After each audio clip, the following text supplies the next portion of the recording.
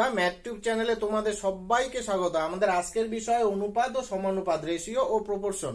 আমরা প্রথমেই আজকে রেশিও ও প্রপোর্শনের পুরো কনসেপ্টটা ভালো করে বুঝে নেব, তারপরে আমরা কিছু মজার শর্ট ট্রিক্স শিখে নেব এবং তারপরেই আমরা অঙ্কে চলে আসব। তাহলে বন্ধুরা, তোমরা এই ক্লাসটা সম্পূর্ণ অ্যাটেন্ড করবে, একদম স্কিপ করবে না। তাহলে আমরা ফিরে আসছি আজকের বিষয় অনুপাত ও সমানুপাত, রেশিও ও প্রপোর্শন। প্রথমে অনুপাত কি সেটা আগে পরিষ্কার করে বুঝিনি। ধরো আমার কাছে 3 টাকা আছে, তাহলে আমার কাছে কম টাকা আছে নাকি বেশি টাকা আছে সেটা কি করে বুঝবো? 3 টাকাকে, আমার কাছে 3 টাকা আছে, এটাকে কি কিছুর সঙ্গে তুলনা করছি আমি? নিশ্চয়ই না, এখানে আমারই শুধু টাকা আছে। এইবার তোমার কাছে 5 টাকা আছে, তাহলে এইবার আমার টাকাকে তোমার টাকার সঙ্গে তুলনা করা যাবে। তাহলে আমার কাছে কি আছে তুলনা করে দেখতে পাচ্ছি, আমার কাছে তোমার থেকে কম টাকা আছে, বা এই যেই টাকাটাকে আমি কম টাকা বলছি সেই টাকাটাই তোমাদেরই আরেকজনের কাছে হয়তো 2 টাকা আছে। তাহলে আমার টাকা ওর টাকার থেকে বেশি। অর্থাৎ আমরা কখনোই একটা জিনিসকে একা একা তুলনা করতে পারি না। তুলনা করতে গেলে অন্ততপক্ষে আর একজন কাউকে লাগবে, আর একটা কিছু লাগবে। তাহলে এটাই হচ্ছে অনুপাত। অনুপাত হচ্ছে এই 3 আমার টাকাটা ইজ টু তোমার টাকাটা 3:5, মানে 3:5 সাথে অনুপাত। এই যে তুলনা, এটাকেই অনুপাত বলে। এটাকে একটা চিহ্ন দিয়ে প্রকাশ করা হয়, এই রকম চিহ্ন, 3:5 সঙ্গে অনুপাত, 3:5। তাহলে আমার কাছে 3 টাকা আছে, তোমার কাছে 5 টাকা আছে, তাহলে আমার টাকাটা তোমার টাকার সঙ্গে তুলনা করলে আমার টাকা হচ্ছে 3:5। এটা হচ্ছে আমার টাকাটা তোমার টাকার সঙ্গে করা তুলনা, এটাকেই অনুপাত বলে। এইবার ধরো তোমার কাছে 6 টাকা ছিল, তাহলে এই অনুপাতটা হচ্ছে 3:6। এই অনুপাতটা একটু বড় আছে, অর্থাৎ একে আমরা কাটাকাটি করে ছোট করতে পারবো। অনুপাত সবসময় যেটা সব থেকে ছোট হয় সেটাই নিতে হয়। একে আমি যদি 3 দিয়ে কাটাকাটি করি তাহলে 1:2। তাহলে এই 3 টাকাটা 6 টাকার সঙ্গে অনুপাত করলে 3:6 হচ্ছে 1:2।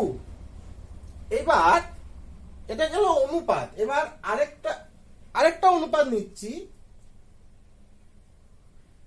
5:10। 5-এর অনুপাত 10-এর সাথে।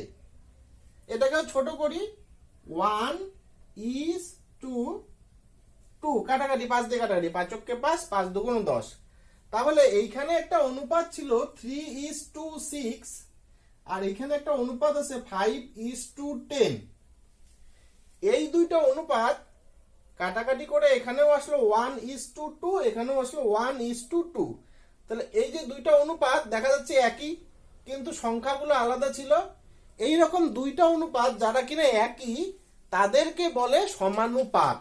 তাহলে 3:6 আর 5:10 এরা হচ্ছে সমানুপাত। সমানুপাত চিহ্ন এরকম, দুইবার অনুপাতের চিহ্ন দিলে বলে সমানুপাত। আরেকটা জিনিস তোমরা পরিষ্কার করে বুঝে নেবে, অনুপাতকে আমরা 3:6, এটাকে আমরা এইভাবেও লিখতে পারি 3:6। তাহলে 5:10 কে আমরা এইভাবে লিখতে পারি 5:10। আর সমানুপাত মানে কি, এই অনুপাত দুটো সমান, তাহলে সমানুপাতকে আমরা এইভাবেও লিখতে পারি। এবার আসছি দ্বিগুণানুপাত, ত্রিগুণানুপাত। তাহলে তোমরা একটু আগে দেখলে যে অনুপাতকে আমরা এইভাবে লিখি 4:9। এখানে 4 আর 9 এর তুলনা করে 4:9, এটা একটা অনুপাত। দ্বিগুণানুপাত কি, ত্রিগুণানুপাত কি, এগুলো পরিষ্কার করে বুঝে নেবে। ডুপ্লিকেট রেশিও, ট্রিপ্লিকেট রেশিও, কারণ পরীক্ষার সময় হয়তো কোনো একটা প্রশ্ন বলে দিল যে এটার ডুপ্লিকেট রেশিও কত, তুমি হয়তো জানোই না ডুপ্লিকেট রেশিও কি, তাই পরিষ্কার করে বুঝে নেবে। ডুপ্লিকেট রেশিও দ্বিগুণানুপাত মানে এটাকে 2 দিয়ে গুণ এমন না। ডুপ্লিকেট রেশিও হচ্ছে এদের বর্গ করতে হবে। তাহলে 4 বর্গ 16, 4 4 16, 9 বর্গ 81, তাহলে 4:9 এর ডুপ্লিকেট রেশিও 16:81। একই রকম হবে তাহলে ট্রিপ্লিকেট রেশিও কি, এদেরকে ঘনমূল করতে হবে, ঘন করতে হবে, ঘনমূল না, ঘন করতে হবে, অর্থাৎ মাথায় 3। এটা কি করে করতে হয়, 4 গুণন 4 গুণন 4, 4 4 16, 4 16 64, আবার 9 গুণন 9 গুণন 9, 9 9 81, তাকে আবার 9 দিয়ে গুণন, 9 কে 9, 8 9 72, 729। তাহলে ডুপ্লিকেট রেশিও আর ট্রিপ্লিকেট রেশিও বোঝা গেল। তাহলে এবার দেখব উপদ্বিগুণানুপাত আর উপত্রিগুণানুপাত এগুলো কি, সাব ডুপ্লিকেট আর হচ্ছে সাব ট্রিপ্লিকেট এগুলো কি। তাহলে একটা অনুপাত 4:9 এর সাব ডুপ্লিকেট আমাকে বের করতে হবে। সাব ডুপ্লিকেট কিছুই না, ডুপ্লিকেটে যেরকম আমরা বর্গ করেছিলাম, সাব ডুপ্লিকেটে ঠিক তার উল্টো বর্গমূল করব। 4 বর্গমূল 2, 9 বর্গমূল 3। বর্গমূল কি করে করে তোমরা সবাই জানো, তবু আরেকবার দেখিয়ে দিচ্ছি। 4 একে 2 দিয়ে ভাগ যায়, 2 2 4, আর তো যায় না। এই যে এক জোড়া 2 আছে, তার থেকে একটা 2 বাইরে গেল। এরকম যত জোড়া সংখ্যা থাকবে তার থেকে অর্ধেকটা করে বাইরে যাবে। তাহলে 4 বর্গমূল 2, 9 বর্গমূল 3, এটাই হচ্ছে সাব ডুপ্লিকেট রেশিও। আবার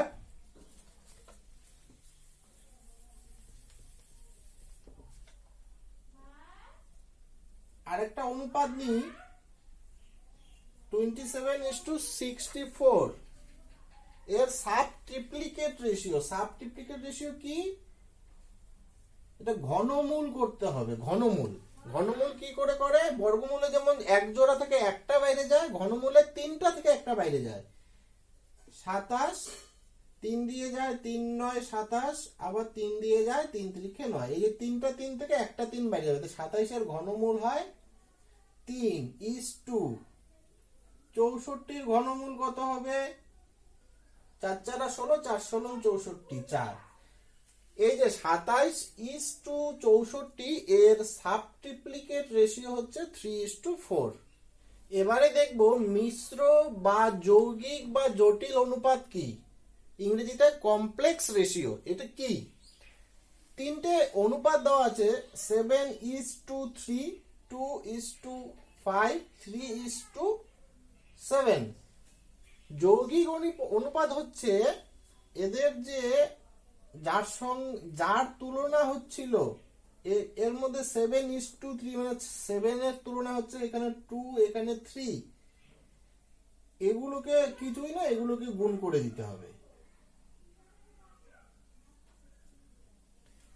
আর যার সঙ্গে তুলনা হচ্ছিল, এখানে 3, এখানে 5, এখানে 7, এদের তুলনা, এদের গুণ করে দিতে হবে আলাদা আলাদা। তার যে অনুপাতটা হবে সেটাই হচ্ছে যৌগিক বা জটিল বা মিশ্র অনুপাত। অনুপাতে তোমরা জানো অনুপাতকে ভাগ আকারেও লেখা যায়, একটু আগেই বললাম। যদি ভাগ আকারে লেখা যায় তাহলে কাটাকাটিও করা যায়, বা কাটাকাটি করে যেটা সব থেকে ছোট আকারে আসে সেটাই অনুপাত। তাহলে এখানে এই 3 কেটে গেল, এই 7 আর এই 7 কেটে গেল, এখানে পড়ে থাকলো 2:5। তাহলে এই 3টা অনুপাতের মিশ্র বা যৌগিক বা জটিল অনুপাত হচ্ছে 2:5। রেসিপ্রোকাল রেশিও বা ইনভার্স রেশিও, বাংলায় ব্যস্ত অনুপাত, এইটা কি, এটাও আমরা দেখে নেব। 2:3:4। এখানে তিনটা সংখ্যার অনুপাত, তিনটা সংখ্যার তুলনা করা আছে, তাহলে এটা একটা অনুপাত। এর ব্যস্ত অনুপাত কি বা এর ইনভার্স রেশিও কি? ইনভার্স রেশিও হচ্ছে 2 মানে মনে মনে এর নিচে 1 আছে, যে কোনো সংখ্যা মানেই নিচে মনে মনে একটা অবশ্যই 1 আছে। ইনভার্স রেশিও হচ্ছে এই যে সংখ্যাটা, এটাকে উল্টে দেয়া, তাহলে 2 কে উল্টে দিলে হবে 1/2 1/3 1/4, অর্থাৎ 2:3:4 এর ব্যস্ত অনুপাত হচ্ছে 1/2 1/3 1/4। এটাই হচ্ছে ব্যস্ত অনুপাত। কিন্তু অনুপাতকে তো আমরা এইভাবে রাখবো না, পূর্ণ সংখ্যায় নিয়ে আসবো। পূর্ণ সংখ্যায় কি করে আনতে হয় সেই আমরা আবার টাইম এন্ড ওয়ার্কের প্রথম চ্যাপ্টারে চলে যাব, যেখানে আমরা মুখে মুখে লসাগু করা শিখেছিলাম। 2, 3 আর 4 এর লসাগু সব থেকে বড় 4, 4 কে 3 দিয়ে ভাগ যায় না, 4 দুগুণে 8, 8 কে 3 দিয়ে ভাগ যায় না, 3 4 12, 12 কে 3 দিয়ে ভাগ যায়, 2 দিয়েও ভাগ যায়।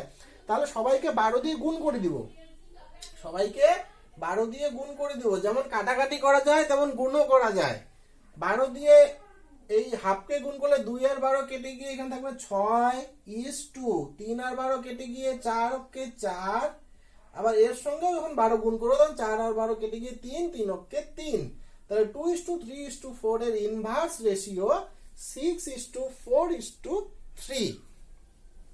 তিনটি সংখ্যা দিয়ে করলাম এই কারণেই, কেননা যদি এটা আমরা দুইটা সংখ্যা দিয়ে করতাম, এর ব্যস্ত অনুপাত, দুইটা সংখ্যার ব্যস্ত অনুপাত এই 1/2:1/3, লসাগু 6 দিয়ে গুণ করলে এটা হবে 3, এটা হবে 2।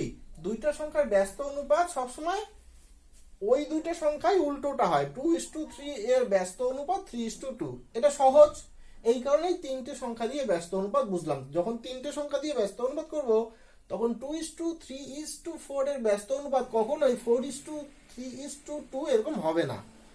এবার আমরা বুঝবো সমানুপাতি কি। আমরা সমানুপাত কি এটা আগেই দেখেছি, যেমন এইটা 3:6 কাটাকাটি করলে 1:2 আর 5:10 কাটাকাটি করলে 1:2। এই যে দুটো অনুপাত, এই দুটো অনুপাত সমান, তাই এরা হচ্ছে সমানুপাত। 3:6 সমানুপাত 5:10, এরা হচ্ছে সমানুপাত, এরা সমানুপাত। তাহলে সমানুপাতি কি? সমানুপাতি হচ্ছে এর এক একটা করে ঘর। এইটা একটা সমানুপাতি, এইটা একটা সমানুপাতি, এইটা একটা সমানুপাতি, আবার এইটা একটা সমানুপাতি। এদের নাম আছে।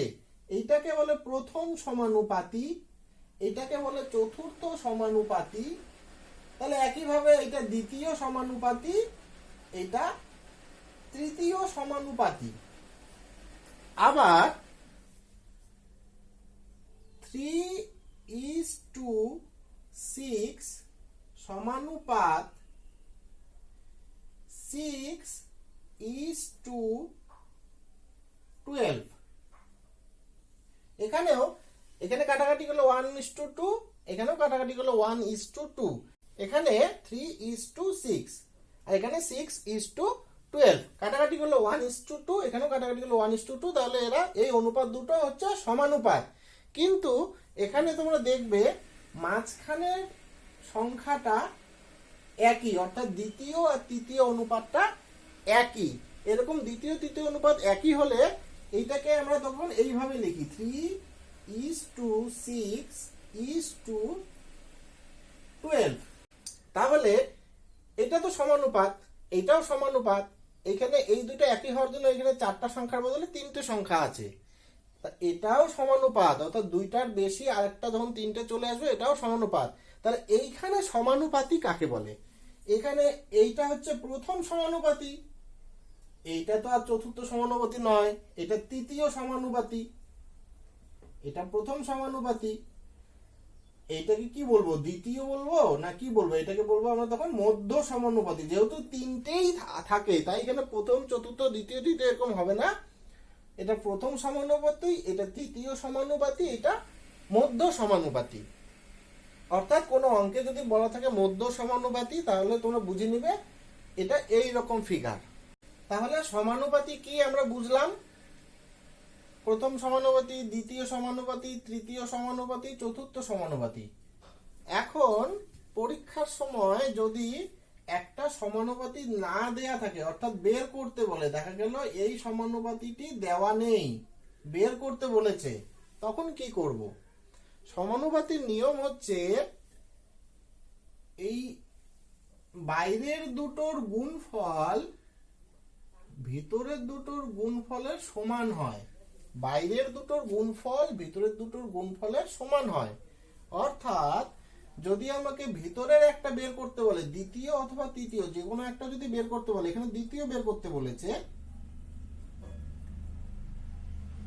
তাহলে ভিতরের একটা বের করতে বলেছে, তাহলে কি করব? বাইরের দুটো সংখ্যাকে নিব, 3 আছে আর 12 আছে, আর ভিতরের সংখ্যাটা দিয়ে ভাগ করে দেব। ভিতরে কত আছে? 6 আছে।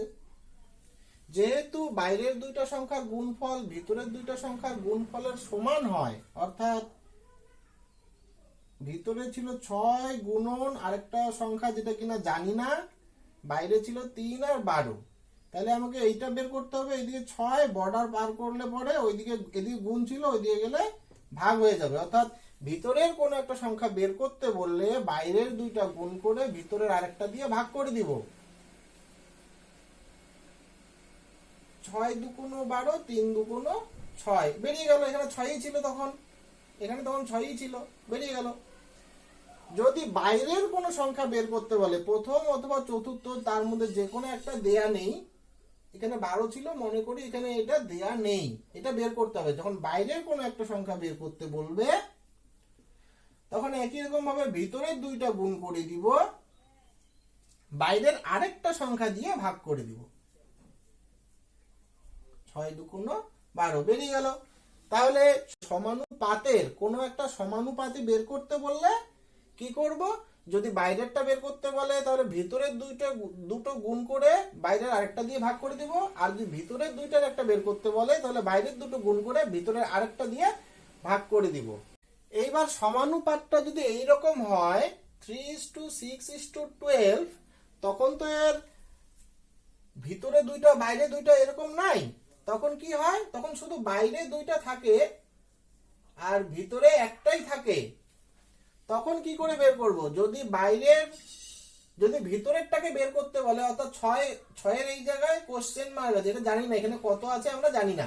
যদি ভিতরেরটা বের করতে বলে, তাহলে বাইরের দুইটা গুণ করে দিব, দিয়ে বর্গমূল করে দিব। বর্গমূল কি করে করে? এক জোড়া থেকে একটা বাইরে যায়। 3 গুণন 12 কে ভাঙলে 2, 6, 2, 3, একটা 2, দুইটা 2 থেকে একটা 2 বাইরে, একটা 3, দুইটা 3 থেকে একটা 3 বাইরে, 3 দুগুণ 6, এই যে 6। যদি বাইরের কোন একটা বের করতে বলে, এইটা এইখানে 12 জায়গায় এইখানে আছে কোশ্চেন মার্ক, অর্থাৎ বাইরেরটা বের করতে বলেছে, তখন কি করব? যখন বাইরেরটা বের করতে বলবে, তখন ভিতরে যে একটা ছিল সেটাকে 2 বার গুণ করে দিব, আর বাইরের আরেকটা যে আছে সেটা দিয়ে ভাগ করে দিব। 6 দুগুণ 12, বেরিয়ে গেল। আশা করছি বন্ধুরা তোমাদের অনুপাত সমানুপাতের ধারণা একদম পরিষ্কার হয়ে গেছে। এরপরে আমরা অনুপাত সমানুপাতের কিছু অঙ্ক এবং কিছু ফান ট্রিক্স শিখব। তার আগে বন্ধুরা তোমরা ভিডিওটিতে অবশ্যই একটা লাইক করে দিও। 1 নাম্বার প্রশ্ন, A:B = 2:3, B:C 4:5, A:B:C কত? তাহলে আমরা এই অঙ্কটাতে মজা করে অঙ্কগুলো এখন করব। এখানে একটা মজার একটা ট্রিক্স, ফান ট্রিক্স একটা দেখে নিব।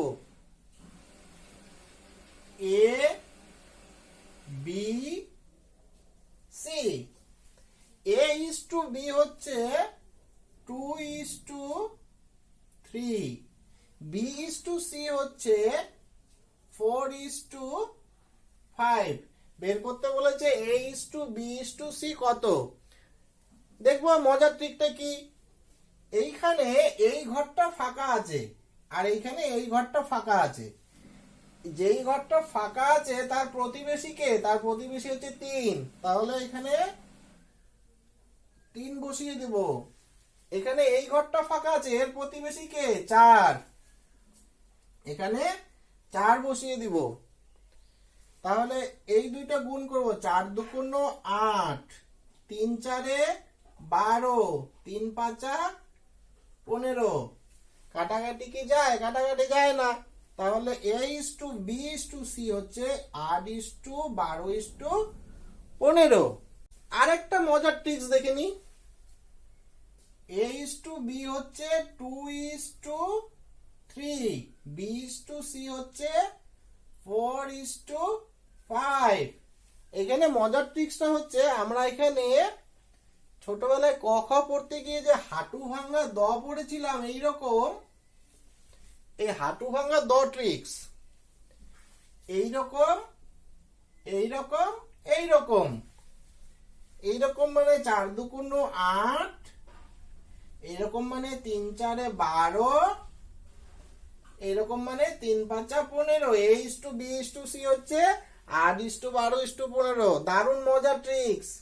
তাহলে ওইরকম আরেকটা উদাহরণ দেখি, একটা অনুপাত দেওয়া আছে 2 is to 3, পরেরটা 4 is to 5, তারপরটা 6 is to 7। তাহলে a is to b is to c is to d কত। তাহলে প্রথমে a b c d, আমরা ওই প্রতিবেশীদের নিয়েই খেলবো। এখানে ছিল 2 3, তারপরে b is to c হচ্ছে 4 5, তারপরে c is to d হচ্ছে 6 7। তাহলে এই ঘরটা ফাঁকা, এর প্রতিবেশী কে ছিল 3, এই ঘরটা ফাঁকা, এর প্রতিবেশী কে 3,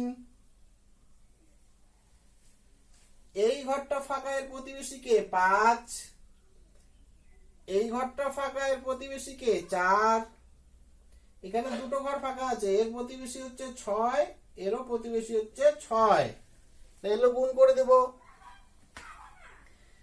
4 দুগুণ 8, 6 48।